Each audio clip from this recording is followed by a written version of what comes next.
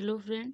तो इस वीडियो में हम पढ़ेंगे एनसीईआरटी साइंस का बायो पार्ट, जिसमें आज के वीडियो में हम जो टॉपिक पढ़ने वाले हैं वो है अंतःस्रावी तंत्र, रासायनिक समन्वय, अंतःस्रावी ग्रंथियाँ, पीयूष ग्रंथि, पैराथायरॉइड ग्रंथि, अधिवृक्क ग्रंथि, थाइमस तथा अग्नाशय ग्रंथि। इसमें 6 to 12 तक के जो साइंस वाली बुक है उसमें ये सारे टॉपिक जिस जिस चैप्टर में दिया होगा सारा हम एक ही जगह इंक्लूड करके पढ़ेंगे, एक एक चैप्टर करके नहीं पढ़ रहे। तो चलिए स्टार्ट करते हैं हम। आपको क्या करना है, पहले बुक पढ़ना है, उसके बाद आपको नोट्स पढ़ने हैं। पहला टॉपिक है अंतःस्रावी तंत्र, इंडोक्राइन सिस्टम। जो हार्मोन का स्राव करते हैं, यह तंत्र नलिका विहीन तंत्र होता है। यह हार्मोन का स्राव डायरेक्ट ब्लड में करता है, यानी इसे जो हार्मोन का स्राव होता है डायरेक्ट ब्लड में होता है और ब्लड के द्वारा एक स्थान से दूसरे स्थान तक प्रवाहित होता है। हार्मोन अल्प मात्रा में उपस्थित एक रासायनिक यौगिक है। हार्मोन की खोज किसने की थी? स्टर्लिंग ने 1902 में किया था। स्टर्लिंग के द्वारा खोजा गया पहला हार्मोन सिक्रेटिन है। सिक्रेटिन जो था वो इनके द्वारा खोजा गया पहला हार्मोन था। अब इसके बाद अंतःस्रावी ग्रंथियाँ तथा हार्मोन। इसमें पहला है थायरॉइड ग्रंथि, इसको आवट्टू ग्रंथि भी कहते हैं। क्या मानव शरीर की सबसे बड़ी अंतःस्रावी ग्रंथि है। इसका वजन 300 से 400 ग्राम होता है। इसका स्थान है गला। इसका आकार एच आकार का होता है। यहाँ पे थायरॉइड ग्रंथि का जो लोकेशन है और उसका डायग्राम देखिए। ये गला है, इसमें ये लैरिंक्स यानी स्वरयंत्र, और ये है ट्रैकिया श्वासनली। ये है थायरॉइड ग्रंथि। यहाँ पे ये थायरॉइड ग्रंथि है। इसमें ये इसको जो जहाँ पे ये दोनों जॉइंट मिलते हैं उसको इस्थमस कहते हैं। यहाँ पे थायरॉइड फॉलिकल सेल्स पाई जाती हैं, यानी कोशिकाएं। उसके बाद ये हैं जो थायरोग्लोब्यूलिन प्रोटीन होते हैं। इससे थायरोसिन एमिनो एसिड से बनता है। जब थायरो एमिनो एसिड में आयोडीन जुड़ जाता है तो T3 और T4 हार्मोन बनता है। T3 हार्मोन इसको कहते हैं triiodothyronine hormone. T4 hormone tetraiodothyronine hormone. ये दोनों मिलकर थायरोक्सिन हार्मोन बनाता है। यह उपापचय की दर को बढ़ाता है, शरीर में जल की मात्रा को संतुलित करता है, बेसल मेटाबॉलिक दर को नियंत्रित करता है। अब इसके बाद नेक्स्ट है थायरॉइड ग्रंथि की बीमारियां। थायरॉइड ग्रंथि की कमी से कौन कौन सी बीमारी होती है? क्रेटिनिज्म यानी जड़वा मनता। बच्चों में होने वाली बीमारी है बौद्धिक क्षमता कम हो जाती है, यानी अगर ये बीमारी हो जाए तो बच्चों में बौद्धिक क्षमता, उनकी सोचने की क्षमता जो होती है वो कम हो जाती है। दूसरा है माइजोडेमा, ये लड़कियों में होता है, इससे वजन बढ़ता है, त्वचा सूखी हो जाती है। फिर तीसरा है हैशीमोटो डिजीज़। ये कूप कोशिका क्षतिग्रस्त हो जाती है, यानी जो कूप कोशिकाएं होती है फॉलिकल सेल वो क्षतिग्रस्त हो जाती है। उसके बाद थायरॉइड ग्रंथि की आत्महत्या भी कहते हैं इसको, हैशीमोटो डिजीज़ को थायरॉइड ग्रंथि की आत्महत्या कहते हैं। इसके बाद फोर्थ है सिंपल गौरेटे यानी सामान्य घींगा। थायरॉइड ग्रंथि में वृद्धि से गले में हो जाता है। ये इसकी अधिकता से ग्रेवेज डिजीज होती है। ये उच्च रक्तदाब का कारण बनता है, आँख की पुतली बाहर आ जाती है और वजन तेजी से बढ़ता है। यहाँ पे हम डायग्राम से कुछ ग्लैंड देखते हैं। जैसे ये ब्रेन है, इसमें एक ग्लैंड पाया जाता है पाइनियल ग्लैंड, दूसरा पिट्यूटरी ग्लैंड। इसमें ये है थायरॉइड ग्लैंड, ये parathyroid gland, thymus gland. Kidney है, किडनी के ऊपर जोड़ी में पाया जाता है एंड्रोनल ग्रंथि यानी अधिवृक्क ग्रंथि। उसके बाद ये है पैनक्रियाज अग्नाशय, ये मेल रिप्रोडक्टिव आर्गन और ये फीमेल रिप्रोडक्टिव आर्गन है। नेक्स्ट है पैराथायरॉइड ग्लैंड। इसकी स्थिति होती है गर्दन में।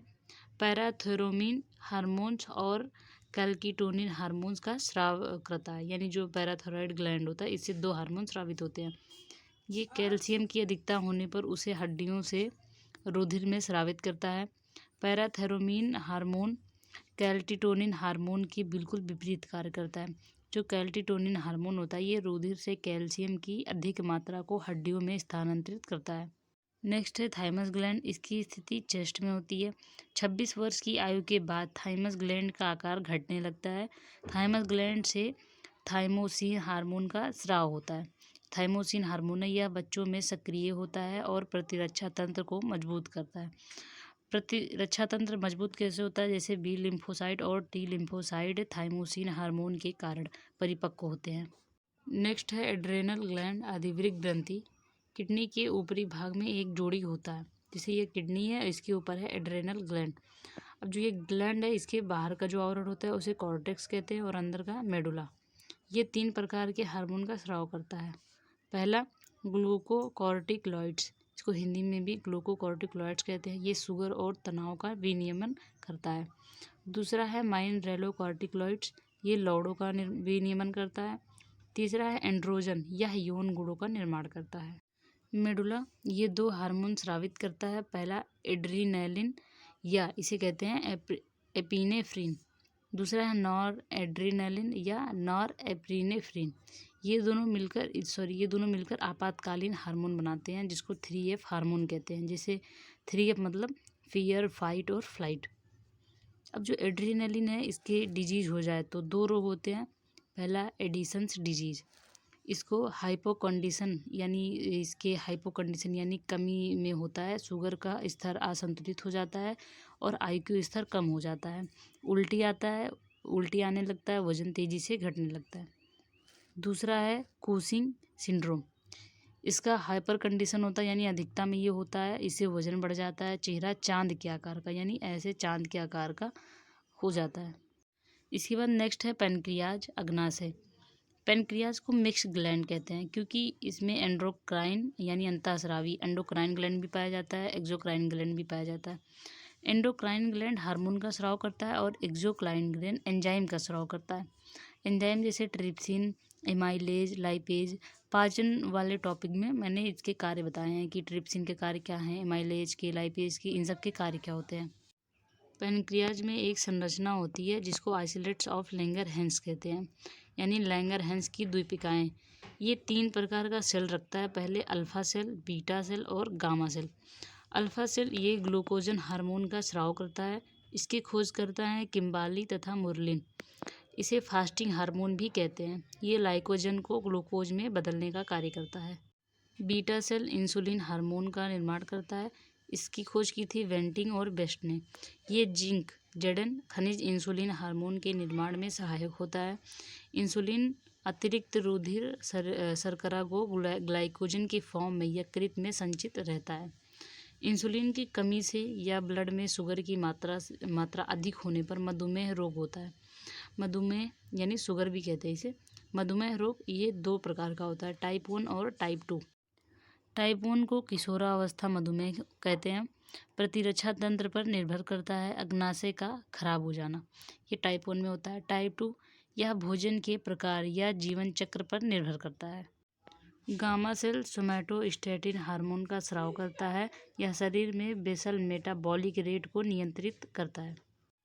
ब्लड में यदि ग्लूकोज की अधिकता हो जाए तो हाइपरग्लूसेमिया हो जाता है। अगर हम अपना शुगर चेक कराते हैं खाने से पहले तो 70 से 80 मिलीग्राम होता है प्रति 100 डेसीलीटर ब्लड पर, और खाने के बाद कराते हैं तो 180 मिलीग्राम होता है प्रति 100 डेसीलीटर ब्लड पर। नेक्स्ट है पीनियल ग्लैंड, सबसे छोटी अंतःस्रावी ग्रंथि है, या मस्तिष्क में पाया जाता है। पीनियल ग्लैंड से मेलाटोनिन हार्मोन का स्राव होता है। ये अंधेरे और रात्रि का हार्मोन होता है, यानी जो मेलाटोनिन हार्मोन है इसे अंधेरे और रात्रि का हार्मोन कहते हैं। सोने तथा जागने की प्रक्रिया को नियंत्रित करने में सहायक होता है, इसीलिए इसे जैविक घड़ी भी कहते हैं। यह न्यूरॉन की रिकवरी में सहायक होता है। मेलाटोनिन की कमी से अनिद्रा, इंग्लिश में कहते हैं इसे इंसोम्निया नामक रोग हो जाता है। अब नेक्स्ट है पिट्यूटरी ग्लैंड, पीयूष ग्रंथि, इसे मास्टर ग्रंथि भी कहते हैं। ये बहुत सारे हार्मोन स्रावित करता है, जैसे वेसोपेसिन हार्मोन, एंटी ड्यूरेटिक हार्मोन, ये मूत्ररोधी हार्मोन होता है। दूसरा है ऑक्सीटोसिन हार्मोन, इसको हिंदी में भी ऑक्सीटोसिन हार्मोन ही कहते हैं। तीसरा है सोमैटोट्रॉपिक स्टिमुलेटिंग हार्मोन या वृद्धि हार्मोन। तीसरा है गैनोडोट्रोपिक स्टिमुलेटिंग हार्मोन। यहाँ से 2 हार्मोन निकलते हैं, पहला है ल्यूटीजिंग हार्मोन, दूसरा फॉलिकल स्टिमुलेटिंग हार्मोन। उसके बाद 5th है एड्रेनोकार्टिकोट्रोपिक स्टिमुलेटिंग हार्मोन। इसके बाद है thyrotropic stimulating hormone, prolactin stimulating hormone, relaxin stimulating hormone, melanocytic stimulating hormone. अब देखिए, पिट्यूटरी ग्लैंड शरीर की दूसरी सबसे बड़ी अंतःस्रावी ग्रंथि है। इसकी स्थिति है मस्तिष्क। आकार है मटर के दाने के आकार।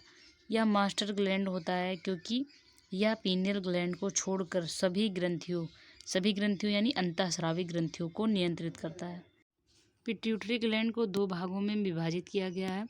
पहला इंटीरियर पिट्यूटरी ग्लैंड, दूसरा पोस्टीरियर पिट्यूटरी ग्लैंड। जो इंटीरियर पिट्यूटरी ग्लैंड है ये थायराइड ग्रंथि को संकेत भेजता है। यहाँ हम अलग से पढ़ेंगे इंटीरियर पिट्यूटरी ग्लैंड। इसके अंतर्गत जो हार्मोन आते हैं उसमें पहला है TSH यानी थायरो स्टिमुलेटिंग हार्मोन। यह थायराइड ग्लैंड को संकेत भेजता है। दूसरा है ग्रोथ हार्मोन, वृद्धि हार्मोन। यह सोमैटोट्रोपिक स्टिमुलेटिंग हार्मोन कहते हैं इसे। इसकी कमी से बौनापन होता है। थर्ड है प्रोलैक्टिन हार्मोन। इसकी अधिकता से भीमकायता नामक रोग होता है। यह महिलाओं में दूध निर्माण में सहायक होता है। इसके बाद है एड्रीनोकार्टिकोट्रोपिक स्टिमुलेटिंग हार्मोन।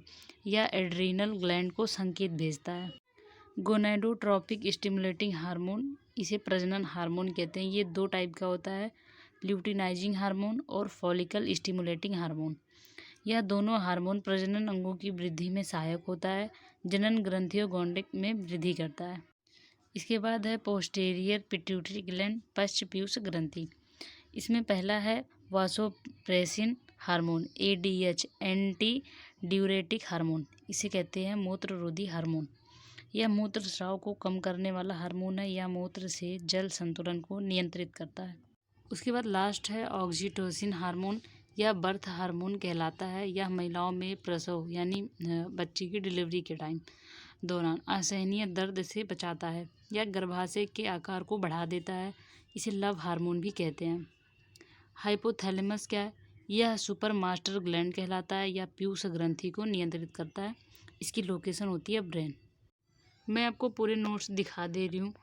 आपको क्या करना है, पहले NCERT वाली बुक पढ़नी है, उसके बाद ही आपको अपनी नोट्स बनानी है, क्योंकि सारे नोट जो होते हैं वो डिटेल में नहीं, की पॉइंट्स में होते हैं। इसलिए बुक पढ़ने के बाद ही आपको नोट्स समझ में आएंगे।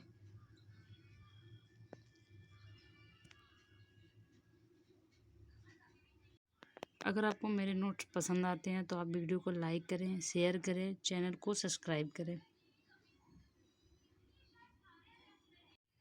अगर नोट से रिलेटेड आपको कोई भी प्रॉब्लम होती है या फिर कोई भी कन्फ्यूज़न है तो आप कमेंट करके पूछ सकते हैं।